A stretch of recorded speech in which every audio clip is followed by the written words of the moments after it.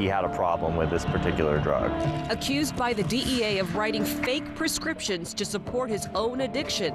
New tonight, a Problem Solvers investigation reveals why a high-profile surgeon is still practicing despite claims that he has harmed several patients. You're putting people's lives at risk. If you were a prospective patient looking to check out Dr. Gavin Dry, you'd never know about his troubled history. As KOMO 4's Tracy Vetter discovered in her exclusive investigation, his state medical license appears to be spotless. Now we're going to make the first incision on the right side. Dr. Gavin Dry is no stranger to TV cameras. He welcomed KOMO News into his practice for a 2009 story about his staff tweeting details during surgeries, which he called educational. This is not a gimmick. There's a variety of different techniques. He's appeared several times as a medical expert on another station's midday program. Dr. Dry? But when I asked about his recent drug investigation... Hi, Doctor. I'm Tracy Vetter with KOMO TV. We wanted to talk with you a little bit about your drug history. Oh, no comment, thank you. He wasn't interested. The Problem Solvers peeled back the surface of Dry's high-profile plastic surgery practice to reveal a history of state medical licensing investigations, a criminal drug investigation, and 3 malpractice settlements. And when much of that was happening, from at least 2007 through 2011, court documents and a federal settlement indicate Dry was a drug addict. The drug of choice, Adderall, an amphetamine the DEA closely controls and considers high risk for abuse. By 2012, Bellevue police were hot on Dry's tail. We then learned that it was in fact Mr. Dry that was issuing these fraudulent prescriptions. Detectives checked pharmacies around Dry's Bellevue home, and according to police reports obtained by the Problem Solvers, they found at least 265 fake prescriptions allegedly written by Dry, adding up to thousands of pills. Well, at this point, what we believe is that he was using it for himself, and then he had a problem with this particular drug. Your Honor, he's waived that right as pertains In Dry's 2012 divorce, his attorney admitted the drug use. Your Honor, he's not denying that he used tramadol or Adderall. Court and investigative records show Dry went to rehab twice to treat his addiction. And since 2012, Dry has been successfully monitored by a physician's health program, which includes random urinalysis tests to ensure a doctor isn't still using. But during the earlier divorce hearing, Dry himself downplayed the effect of the drugs. Tramadol and Adderall were medications that did not impair my ability to carry out activities or impair my cognitive judgment or psychomotor skills.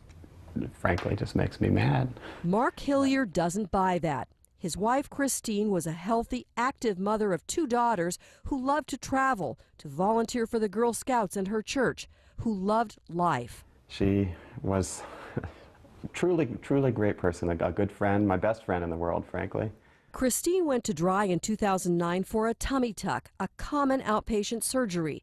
6 days after surgery, Hilliard rushed Christine to the ER. She's breathing really laboredly, and about 5 minutes into that drive, she says, "I've gone blind. I can't see a thing." 8 days after surgery, Christine died from a rare surgical complication. The Hilliards had no idea that Bellevue police and the DEA say that during this time period, Dry was using drugs he'd obtained by writing fake prescriptions. It's just, it makes me very angry. The Problem Solvers used public records laws to discover that the Medical Quality Assurance Commission, EMMYS, has investigated Dry 8 times. None so far has led to any sanctions against Dry's license. But in our review, we found a 2004 complaint alleging Dry was self-prescribing Ritalin, another stimulant like Adderall that the DEA controls closely because it has a high potential for abuse. These are some of the Dr. Dry cases that we've received. The Problem Solvers asked EMMYS why they closed the drug case without ever questioning anyone in his office and without tracking down the patients for whom he was allegedly prescribing. The friend and the child were overseas at the time, and we couldn't contact. According to Dr. Dry? Yes, according to Dr. Dry. According to the person being investigated. Right. I think the expectation of Attorney Todd Gardner won $1 million settlement against Dry on behalf of Hilliard and his 2 daughters. betrayal and abandonment. He also represents a woman who claims Dry left her to deal with severe surgical complications in late 2011 when he went into drug rehab.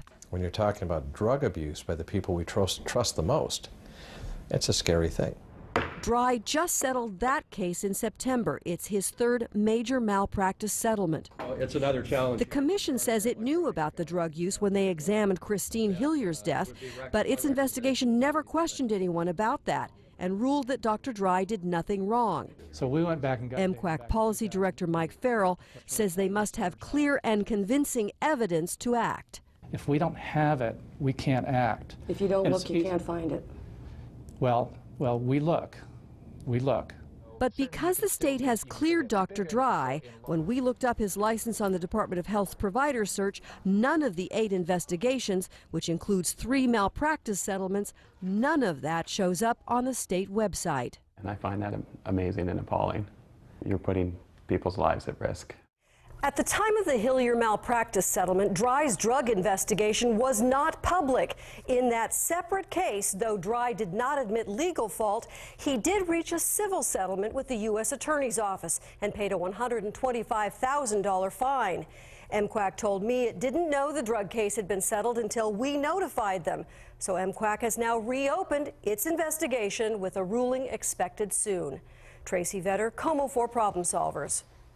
Tomorrow night, Tracy looks deeper at the state agency that watches over physicians. The Problem Solvers uncovered disturbing lapses in the way the state investigates and monitors doctors. I look great with clothes on. You'd never know. But underneath these clothes, it's a horror movie. A simple surgery with disfiguring complications.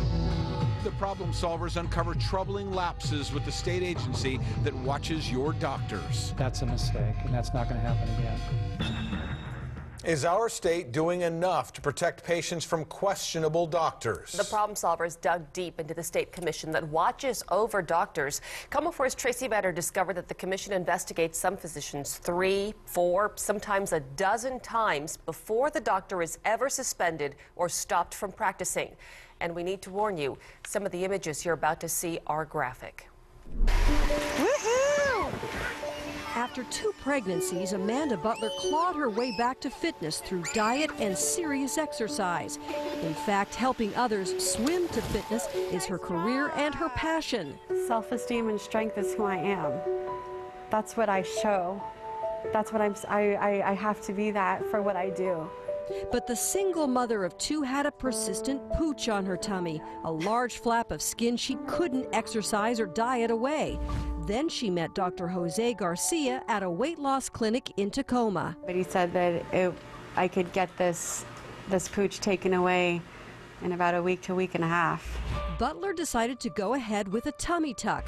Her mother took this video during the first post-op visit with Dr. Garcia's medical assistant. When can she start swimming again and going back to work? Okay, so you gotta wait till at least 2 weeks. But 2 weeks turned into a 4-month nightmare. Is that the gauze that's over it? There you have it. Butler took pictures of her progress, documenting her incision turning progressively blacker. By week 4, this is what her incision looked like and what she says Garcia told her. He let me know this is okay. This is, this is different, but it's okay.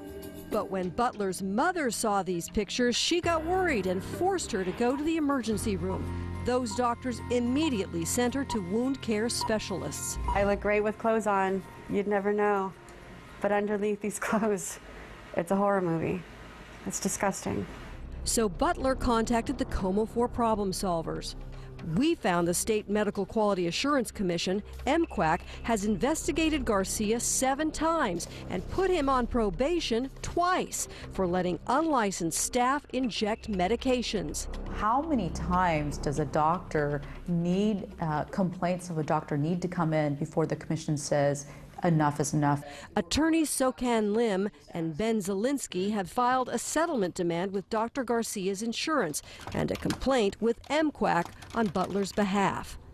Garcia would not consent to an on-camera interview, but on the phone insisted that he'd been giving Butler appropriate wound care. Garcia and his attorney believe Butler is simply piling on after seeing that he had previous complaints. They believe he'd received overly harsh discipline in the last case because the clinic he was working for misrepresented the staff's credentials. But attorneys Lim and Zielinski say this is about more than just one doctor. They believe EMMYS fails to do thorough investigations or follow through on discipline. That's their paramount statutory duty, is to protect citizens of the state. So what does it take for EMMYS to discipline a doctor? Going through public records in just King, Snohomish, and Pierce counties, the problem solvers found 50 repeat offenders, doctors with multiple investigations before the state finally suspended or revoked their licenses. Of those, the state had investigated nearly half more than 5 times. That includes Dr. Garcia. They should be out there following up with these doctors to ensure that they're providing the quality that Washington citizens expect. So how did EMMYS follow up with Garcia? In his 2012 probation, Garcia agreed to surprise inspections twice a year. Our search of the records show before every compliance visit, EMMYS called Garcia as much as a month in advance to schedule the surprise inspection. So we should not be calling ahead of time. That's a mistake, and that's not going to happen again. Policy Director Mike Farrell argues the best part of the system is when the disciplined doctor personally appears before the commission once a year to answer questions. The commission that can ask the doctor questions about his compliance, and that's where they get into detail. But it appears the commission relies on the truthfulness of the doctor who's been disciplined, using their testimony and their patient records as the primary and sometimes only source of information. Farrell insists there's more. That's why we have an investigator visit his office and talk to people. And there's no indication that the investigator talked to people. None at all? None at all. In the reports we found, the investigator never mentions observing any office procedures or talking to any staff or patients or anyone other than Dr. Garcia. We're not perfect. We're a very good organization. We take our job seriously, but we make mistakes. But that's not good enough for Amanda Butler, who after 4 months is finally healed and back at work. No, they're harming people is what they're doing. They're putting people's lives in jeopardy. Our investigation is already producing results. Since our interview, EMMYS policy director told us the agency plans to scrutinize the compliance process. He agrees there's inadequate documentation and promises to make improvements every step of the way. Tracy Vetter, Como 4 News. Thank you, Tracy. The disciplinary information we used in the story about doctors who have been investigated multiple times is not available on the state's website. The problem solvers got it through a public record search, and so we've put it on our ComoNews.com so you can search for your doctor.